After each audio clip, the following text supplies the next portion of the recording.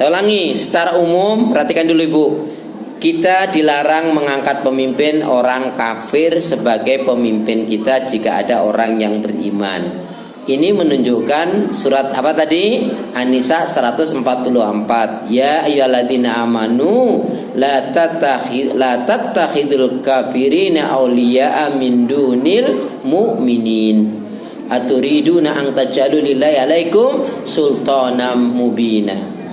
Jadi wahai orang beriman, janganlah kalian mengangkat orang kafir sebagai pemimpin dengan meninggalkan orang yang beriman. Kalau itu kamu lakukan, maka Allah akan menyiksa, mengazab kalian. Ya. Baik, jadi kesalahannya diazab oleh Allah. Kenapa? Gara-gara yaitu mengangkat orang kafir sebagai pemimpin. Nah, kemudian kita nggak boleh ngangkat pemimpin yang gimana? Satu, yaitu yang zalim. Tadi ayatnya surat 11:113. A'udzubillahi minasyaitonirrajim wala tarkanu ilal ladzina dzalamu fatamassakumun nar. Janganlah kalian cenderung kepada Bu, cenderung aja nggak boleh, dukung nggak boleh, apalagi memilih dia, menjadikan dia sebagai pemimpin, nggak boleh ya. Baik. Ya, tadi sudah jelaskan dolim itu meliputi apa? Ada unsur kesyirikan, kemunafikan, kekafiran, dan melanggar aturan hukum. Berarti yang seperti ini orang yang zalim. Ada apa ada?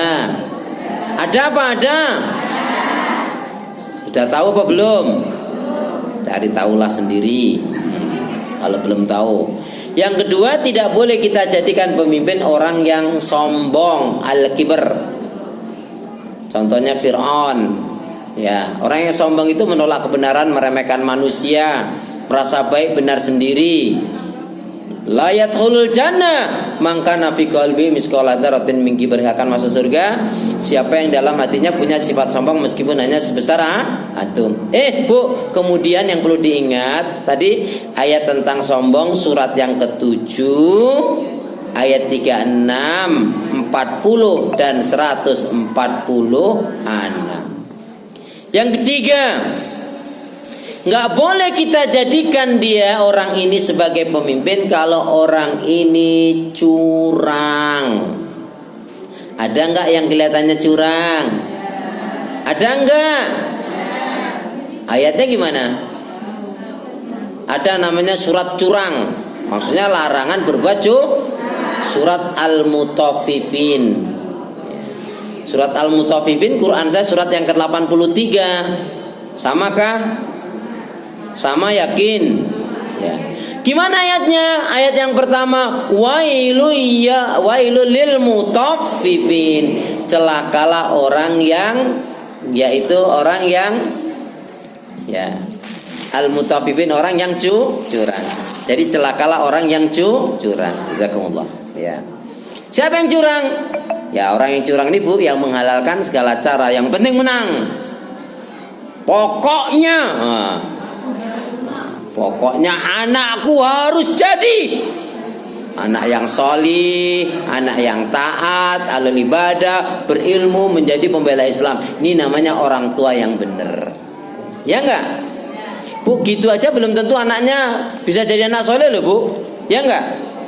Nabi Nuh itu anaknya gimana Bu? Kan'an itu anak paling pinter, paling ganteng, paling diharapkan betul, cerdas.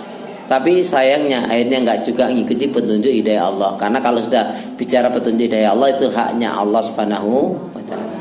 Jangan pernah kita jadikan orang yang curang Bu menjadi pemimpin, karena nanti kita akan kena azab Allah Subhanahu wa ta'ala. Yang keempat, siapa yang tidak boleh kita jadikan pemimpin? Zalim nggak boleh, sombong nggak boleh, curang nggak boleh. Yang keempat, tidak boleh kita jadikan orang yang suka berdusta atau pendusta, pembohong.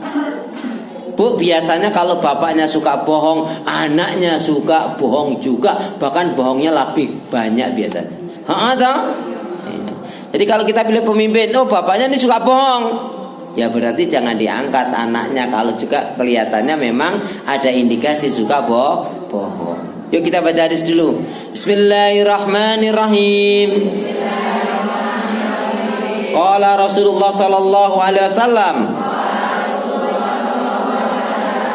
iyyakum wal kadhiba, fa inal kadhiba mujanibun lil iman. Jauhilah oleh kalian akan berbuat dusta, karena sesungguhnya dusta itu akan menjauhkan dari keimanan. Jadi setelah hari ini jangan ada dusta. Biasanya yang suka dusta ibu-ibu atau bapak-bapak. Kalau ibu yang biasanya suka dusta suami atau istri? Kalau ibu bilang suami, dulu nemunya di mana? Berarti nasibmu bu. Naudzubillah min. Jadi ya kita minta kepada Allah pasangan hidup yang baik. Baik ya. Jadi nggak boleh kita ambil orang yang suka berbohong atau indikasi bohong ada, nggak boleh. Yang ke 5, harus ngerti nih. Saya nggak usah sebut nama, harus ngerti ya, harus pinter ya. Yang kelima, tidak boleh kita ambil jadi pemimpin orang itu yang adab akhlak etikanya kurang baik ditambah kekanak-kanakan. Ada apa ada? Jadi yang kelima yang nggak boleh kita jadikan sebagai pemimpin siapa? Orang yang adabnya, akhlaknya, etikanya kurang baik dan kekanak-kanakan. Ibu mungkin mengira Ustadz mengada-ada nih. Enggak lagi ya. Ada doanya masalahnya.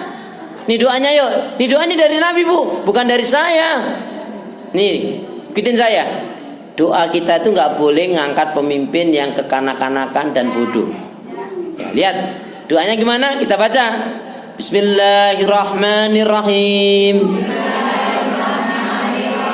Allahumma inni a'udzubika min imaratis sibyan. Pakai shot ya. Min imaratis sibyan was-sufaha.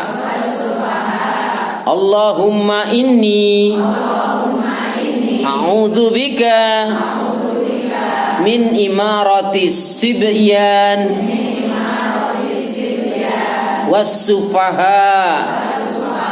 Ya Allah, sesungguhnya aku berlindung kepadamu dari pemimpin yang kekanak-kanakan dan bodoh. Saya nggak enak bilang goblok, itu nggak enak. Padahal ya bodoh wae. Ya, jelas ya? Ibu lihat kan, kemarin lihat toh, lihat debat toh. Kan tahu jadinya. Makanya tanya kepada yang sudah tahu, yang ngerti. Bu punya ustadz, tanyalah sama ustadznya. Bu punya pembina ini, tanya ini sama pembina kita ini. Tanya Bu Latifah atau Bu Taufik nih, siapa yang harus kita pilih? Ya. Yang ke 6. Karena ini penting harus disampaikan. Jadi Bu, kita nggak boleh ngangkat pemimpin yang tidak memahami ilmu agama dan ilmu ketatanegaraan. Hancur nggak kira-kira? Kalau dipegang orang yang agamanya nggak jelas, ilmu ketatanegaraan nggak jelas, lawong mabuk. Jangankan masalah ibadah, masalah dunia saja harus ngerti ilmu. Saya masih ingat kan, contohnya yang nggak pernah masak. Begitu dia nikah, ikut suaminya pas Ramadan, suaminya minta tolong buatin kolak biji, salah. suaminya pergi kerja ke pabrik, kantor, PT atau ke tempat yang dituju, dia beli salak ke pasar. Habis asar sampai menjelang maghrib dimasak, setiap habis diganti airnya, ditambah airnya. Yang terakhir sudahlah. Ya, sudahlah yang terakhir. Ya. Apa?